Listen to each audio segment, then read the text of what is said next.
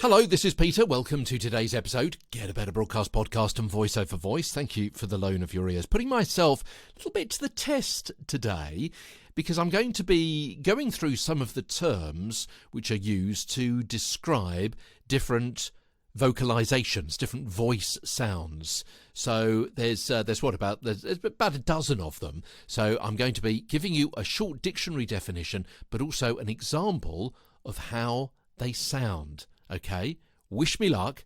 Here we go with the vocalization of different voice sounds on Get a Better Broadcast podcast and voice over voice. And we'll start off with aphonic. Aphonic is a whisper. Yeah, it's just a posh word for a whisper. Aphonic. Now, what about this term? It's biphonic. Now, I can't actually demonstrate this terribly well because it's not a gift I have, but it's when you have two pitches at the same time. Okay, sometimes I talk about a breathy voice. Well, that is when you've got an awful lot of air in the voice. So it's something a little bit like this. So it's not quite a whisper, but there's an awful lot of air coming out. And if you try and demonstrate it yourself, then you'll find that you can barely get through much of a phrase before you actually have to take another breath in. So that's a breathy sound, yeah? You can hear the difference. Okay, a creaky sound is something a little bit like this. Yeah, so when you've got the sound of friction between surfaces, and he's kind of a little bit creaky like that. Another term that's sometimes used is flutter or bleat, yeah, when a voice is fluttering or bleating. Bleating like a lamb. In other words, something a little bit like this.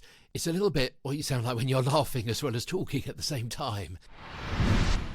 Now let's turn to glottalized. It's another term for vocal fry, the low clicking sound of the voice. I mean, it gets down really low, and sometimes at the end of sentences. Now, we've spent an awful lot of time looking at vocal fry previously, so you may want to go back to those episodes, just do a search for the episodes on vocal fry.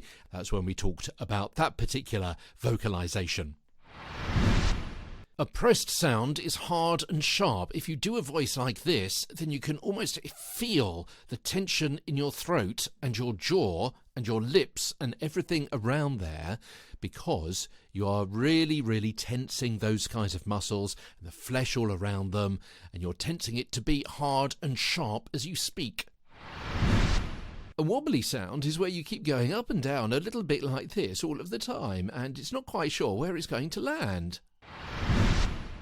And a yawny sound is something like this, as though you're always trying to yawn and the back of your throat is really opened up, and it sounds a little bit uncomfortable because you know what it is with a yawn. As soon as somebody in a room starts to yawn, other people start to yawn as well. It can be quite catching. So if you've got a yawny kind of voice, it makes it sound as though you've just woken up, and also could encourage other people to feel as though they need to yawn in anticipation of you yawning, which can be a little bit frustrating for them. Okay, that is it for today's episode. Hope you found that interesting. Back tomorrow with more. From London, I'm Peter Stewart.